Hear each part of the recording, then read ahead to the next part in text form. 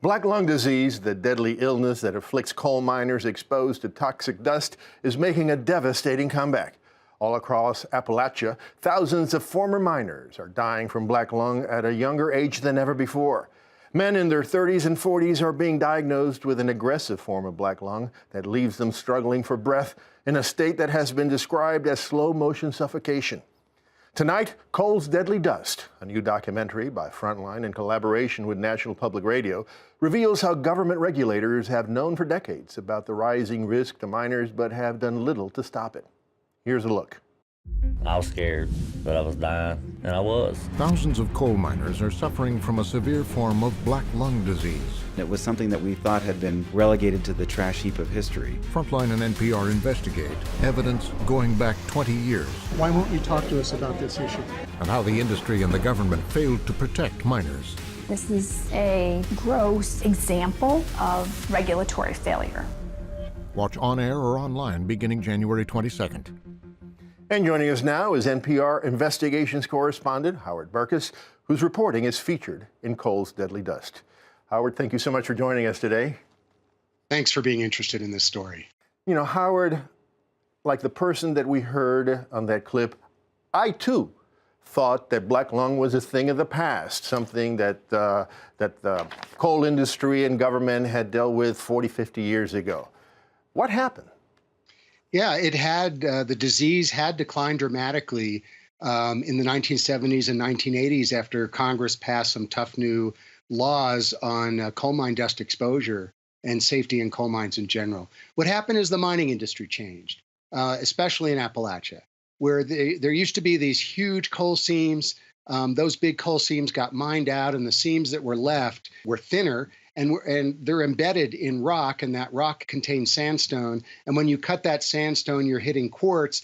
And when that quartz is cut up, it creates this silica dust that is especially toxic, 20 times more toxic than coal dust alone.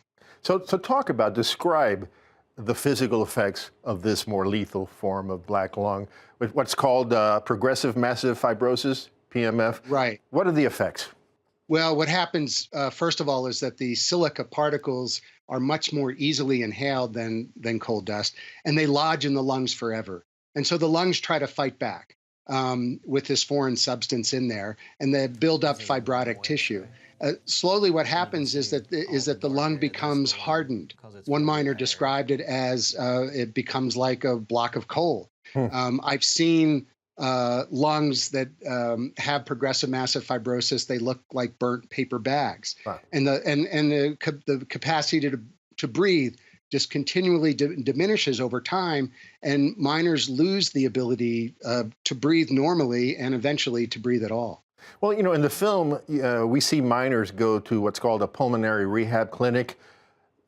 Can this be reversed? Can the lungs be rehabilitated? No. What they get at that clinic is the ability to help deal with some symptoms, basically breathing, strengthen some muscles around the lungs that may have been weakened because the lungs were not working properly, but it will not save them. It might help them breathe a little better, but they will die from this disease or from some other impact on their bodies as a result of having this disease. Now, the lung transplants are possible. There are more of them than ever for coal miners. But the problem is that these miners are so sick to begin with, they may not qualify for a lung transplant. And even if they do, the survival rate for miners with lung transplants is only 3.5 years. It's much longer for people with other diseases. Well, you know, and the tragedies is made even worse when you see in your film just how young these men are. I've met miners in their 30s who have this advanced stage of disease and who struggle with every word when you're talking to them. Every word is punctuated by deep, deep breaths. You know, I mean, it's heartbreaking. And even in the film, you see the doctors who are treating them, you know, weep because of what they're seeing. But, you know, Howard, in 2014, the Mine Safety and Health Administration, or MSHA, put new rules into effect to deal with this more lethal form of black lung. Did that do any good? Well, those rules are a big help generally in dealing with coal mine dust generally. But what they didn't do was they didn't specifically address this particular threat from silica.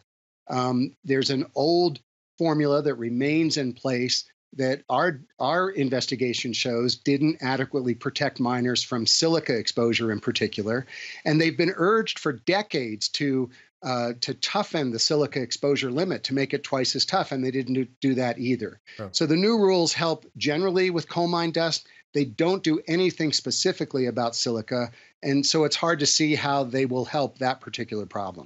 You know, one of the most captivating moments of the film is when we see the head of MSHA give a speech, a public speech, where he says that he believes that silica is, quote, clearly what's causing this new black lung.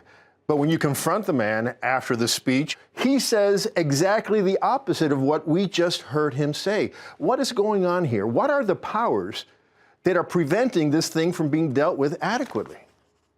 Well, David Zeteslo, who you are referring to, who now heads the Mine Safety and Health Administration, is a former mining company executive. He was a mining industry representative.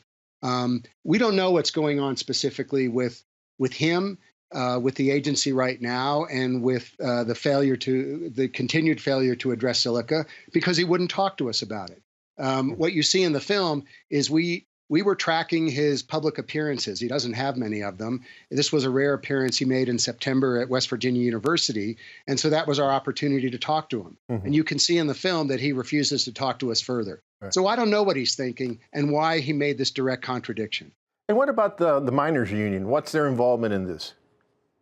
Well, the miners' union wouldn't talk to us for this story. They did not respond to our request for an interview. The miners' union has, generally, tried to better the health and safety of coal miners.